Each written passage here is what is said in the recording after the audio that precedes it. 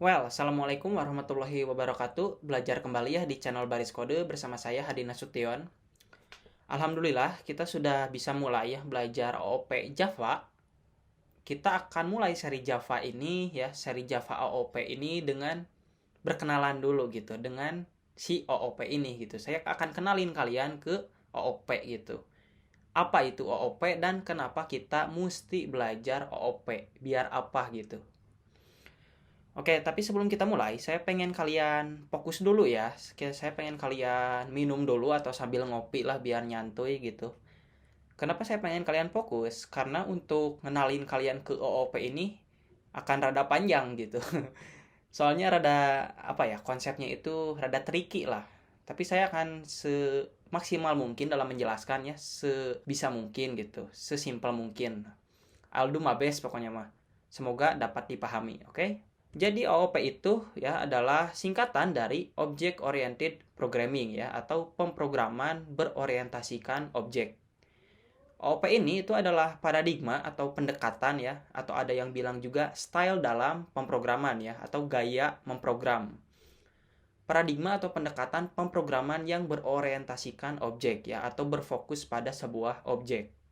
Apa itu objek? Nah, sebelum saya akan kenalin kalian ke objek dalam OOP, saya pengen kalian tahu dulu tentang paradigma atau pendekatan dalam pemrograman gitu. Pasti ini kalian baru dengar juga. Sebenarnya dalam pemrograman itu, dalam programming ada yang namanya paradigma atau pendekatan gitu. Nah, dalam programming itu ada 5 ya, setahu saya gitu. Terakhir saya baca itu ada 5 pendekatan pemrograman itu. Salah duanya ini gitu. Salah duanya itu ada prosedural dan ada OOP. Dan ada sisanya lagi. Nah, sebelum saya kenalin kalian ke OOP lebih dalam, saya pengen kalian paham dulu tentang paradigma pendekatan prosedural gitu sebelum ke OOP. Sadar gak sadar, kalian juga sebenarnya udah pernah pakai yang namanya prosedural, udah pernah belajar ini. Kapan? Waktu kalian belajar Java dasar ya. Di seri saya Java dasar itu sebenarnya kita selama ini pakai yang namanya pendekatan prosedural. Apa sih itu prosedural? Procedural Programming Paradigma ya adalah paradigma atau pendekatan pemrograman yang menekankan pada prosedur atau alur. Itu kenapa namanya prosedural, karena menekankan pada sebuah alur atau ada prosedurnya gitu. Prosedural ini ada keuntungannya ya, itu ada 4. Pertama, dia itu step by step atau linear code. Nah, ini ilustrasinya ya. Yang namanya prosedural itu dia itu dari atas ke bawah gitu. Kan saya udah pernah jelaskan di seri Java dasar sebelumnya bahwa Java itu di prosedural ya, itu kan dia mulainya dari method main, kelas yang mempunyai method main. Itu dia mulainya dari sana. Dari atas method main-nya dari awal itu dia bakal baca kodenya dari atas ke bawah sampai akhir dari method main. Nggak akan kemana-mana lagi programnya. Hanya di kelas itu aja gitu. Meskipun belok ya paling ada percabangan atau ada looping gitu ya. Tapi tetap akhirnya dia bakal berakhir di akhir dari method main. Itulah kenapa disebut prosedural, karena berprosedur gitu dari atas, cek lagi, ada looping, balik lagi atau apalah, tapi akhirnya di bawah. Ya, pokoknya linear code. Langsung deh itu modular ya, atau bisa dibagi. Program besar bisa dibagi dalam sub-sub program yang ada pada kelas yang sama gitu ya. Itu kita udah belajar di Java dasar ada fungsi ya, atau method atau prosedur. Atau ada yang bilang juga subroutine atau subprogram, sama aja lah. Ketiga, dia itu simple. Simple pasti, karena cuma dalam satu kelas dan prosedur dari atas ke bawah dibacanya. Simple. Dan to the point. Kalau program mau menyelesaikan satu masalah, dia itu straightforward, langsung to the point gitu. Nggak bertele-tele kayak OOP, nggak ke kelas manapun lagi. Cuma satu kelas itu aja. Ya, itu adalah procedural programming yang selama ini kita pakai selama belajar Java dasar. Nah, ini adalah penganutnya ya, bahasa pemrograman yang pakai prosedural paradigma.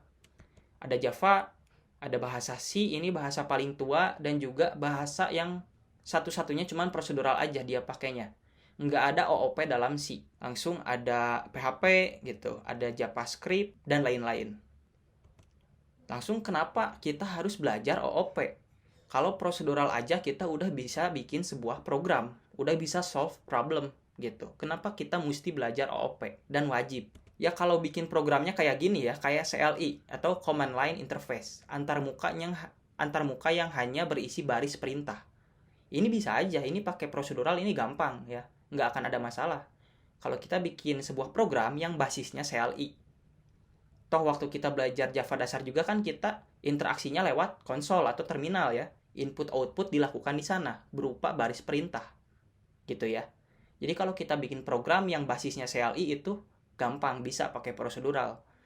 Tapi kalau interface-nya udah berbasis GUI atau udah graphical user interface, di sini muncul masalah. Jadi interface-nya itu antar mukanya udah manusiawi, udah enak dilihat. Udah ada gambar, udah ada icon, udah ada warna, udah ada bentuk, layouting, gitu ya. Udah kayak gini lah, GUI.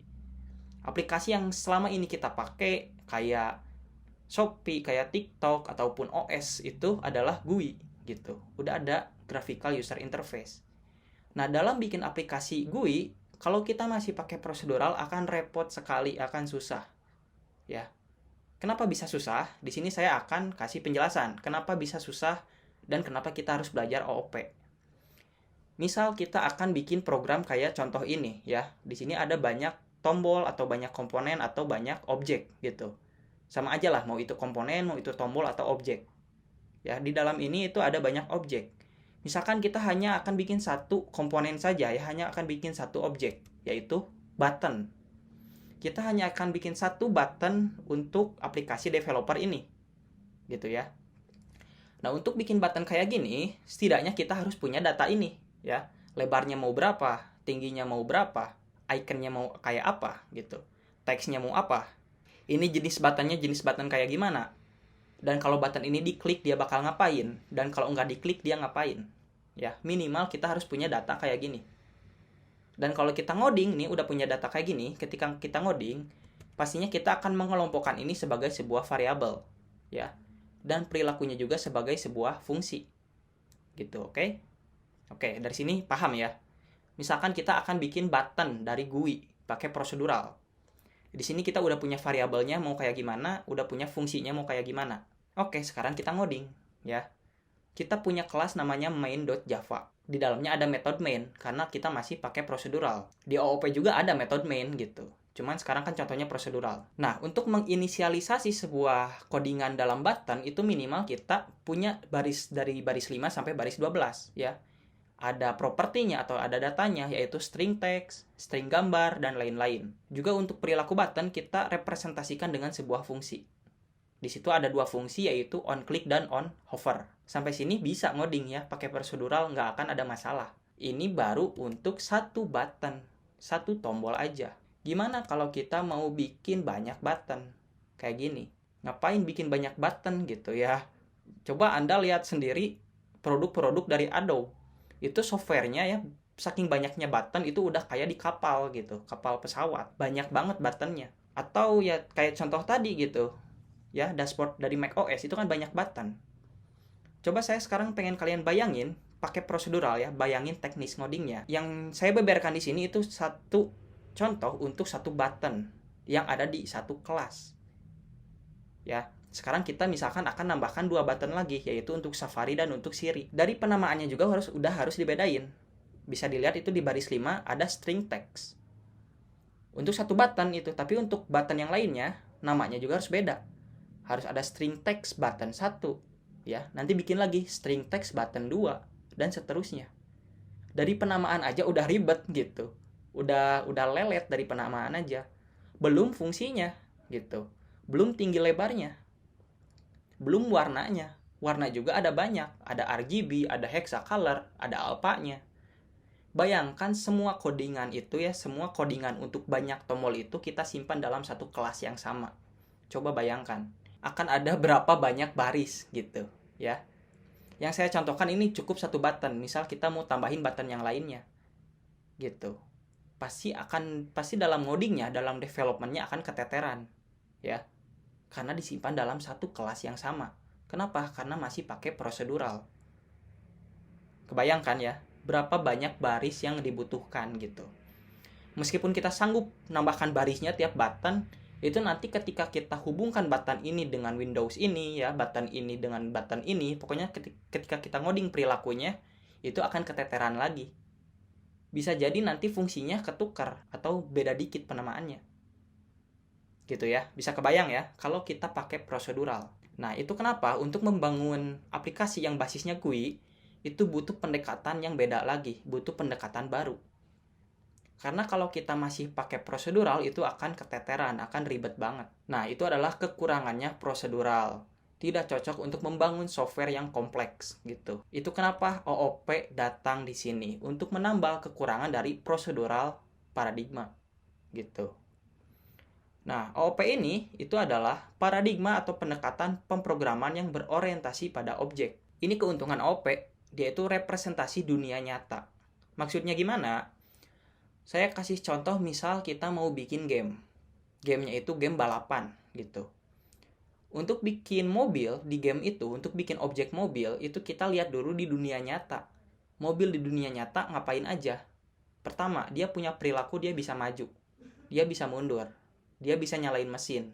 Dia bisa klakson. Ya. Langsung mobil itu punya data apa aja? Dia punya warna, data warna. Dia punya data tahun pembuatan. Dia punya data kapasitas mesin, dan lain-lain. Gitu. Nah itu, ketika kita ngoding suatu objek di dalam pemrograman, itu kita bisa lihat contoh di dunia nyata. Gitu. ML juga sama, itu kan ML ya, Mobile Legend. Ada hero-heronya, itu kan hero dilihatnya dari manusia di dunia nyata.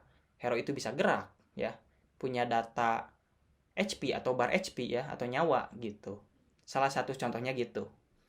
Ya karena kan di dunia nyata juga banyak objek gitu. Tombol juga kan asalnya dari dunia nyata. Tombol itu yang on click kayak stop kontak gitu.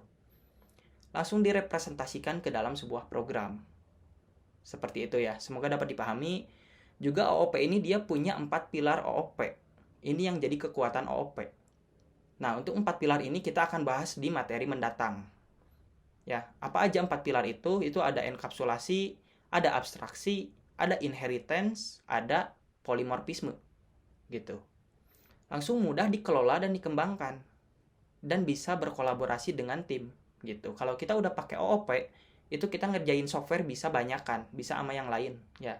OOP sendiri disupport oleh banyak framework. Makanya kenapa kalau kalian mau belajar framework, kalian wajib paham OOP karena framework sendiri dia pakai OOP.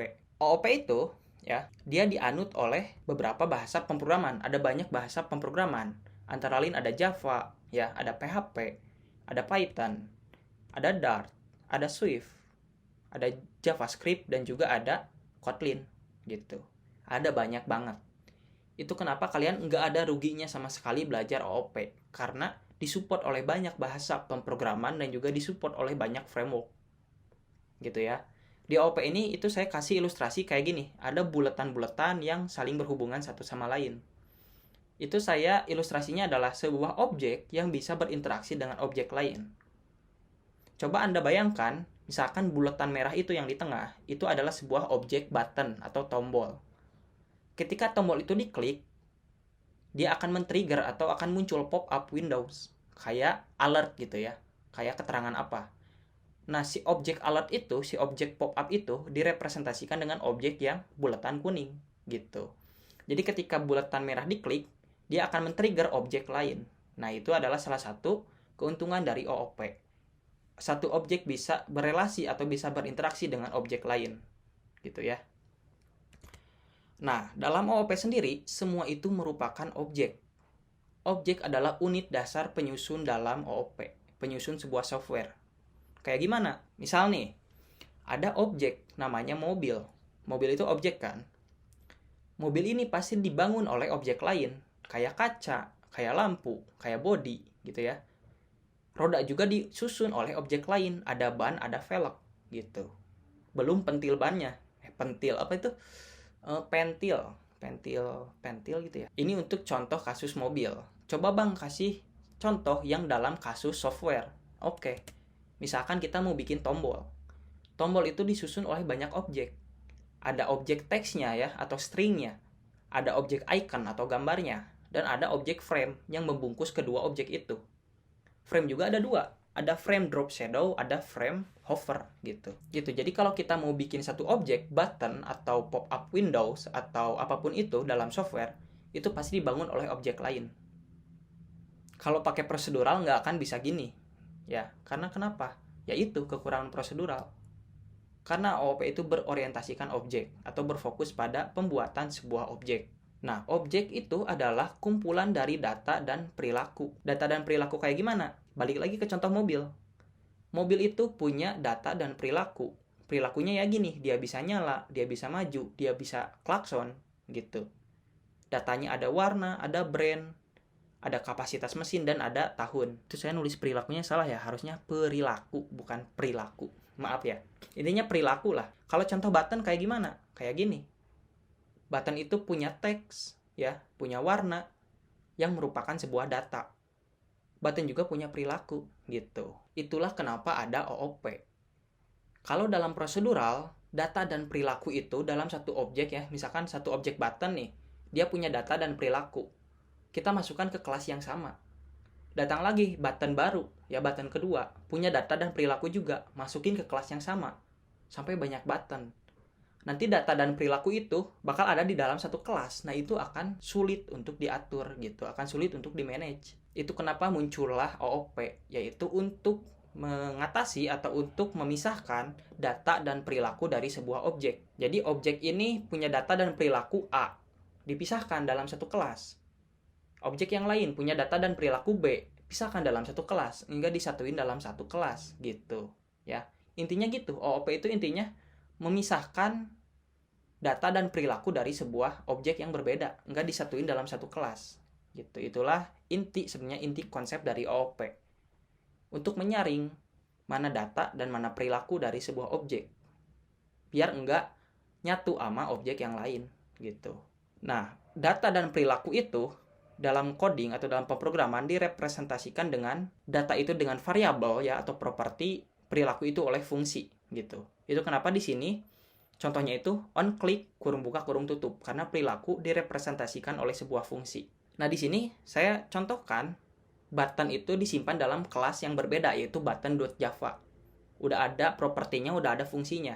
Ada objek lain atau ada button lain yaitu radio button. Pisahkan lagi dalam kelas yang berbeda. Ada switch button, bedakan lagi dengan kelas yang switch button gitu. Nggak di kelas yang sama. Nah, nanti dari ketiga kelas ini, kalau diinstansiasi, akan lahir sebuah objek. Ya, akan lahir sebuah button. Kayak gini. Gitu. Ya. Apa itu kelas? Ya, nanti saya akan bahas tentang kelas dan objek. Karena kalau kalian belajar OOP, pasti kalian belajar kelas dan objek. Itu nggak akan mungkin dipisahkan gitu. Ini intermezzo aja ya, kelas. Jadi kita itu lihat objek, jadikan kelas, dan dari kelas itu akan menjadi sebuah objek. Nah, kalau udah jadi button kayak gini, udah jadi sebuah objek, itu gampang. Ya, kita tinggal layouting atau kita tinggal atur tata letaknya. Kita tinggal hubungkan perilakunya seperti itu. Ya, jadi enggak dalam kelas yang sama. Enggak kayak prosedural. Gitu ya, semoga dapat dipahami. Lantas prosedural nggak kepake dong. Kita ngapain belajar Java dasar? Enggak dong ya. Procedural programming pasti kepake. Malahan ketika kita pakai OOP, 50%-nya kita masih pakai procedural programming. Kenapa? Karena objek-objek yang udah kita buat itu nggak akan bisa berjalan dengan sendirinya. Objek itu juga butuh alur, butuh prosedur, butuh logika gitu. Jadi nanti akan ada banyak objek-objek itu akan dikombinasikan dengan procedural programming, akan dikasih alur gitu, akan dikasih logika. Kayak logika itu kayak misalkan button ini diklik, nanti dia ngapain gitu. If button is clicked, misalkan do something ya, atau lakukan sesuatu, kayak gitulah. Jadi nggak ada ruginya kalian belajar prosedural atau OOP. Malahan kedua itu bisa kita gabungkan ke dalam source code yang sama gitu. Mungkin untuk sekarang kalian rada masih belum kebayang ya, gimana sih teknisnya gitu prosedural sama OOP digabungkan. Santai aja dulu, kita akan ngoding itu nanti di materi mendatang. Maka ini adalah kesimpulan untuk OOP ya. Bisa dibaca sendiri, ini adalah kesimpulan yang udah saya buat dari penjelasan-penjelasan sebelumnya. Well, cukup sekian dari saya ya. Saya udah ngenalin kalian ke OOP, semoga dapat dipahami. Maaf jika saya rada kecepatan misalnya, kalian bisa ulangi lagi gitu. Saya sudah lakukan yang terbaik dalam mengenalkan kalian ke dalam OOP. Semoga bermanfaat dan semoga dapat dipahami. Oke? Sampai bertemu di episode selanjutnya. Semangat ya.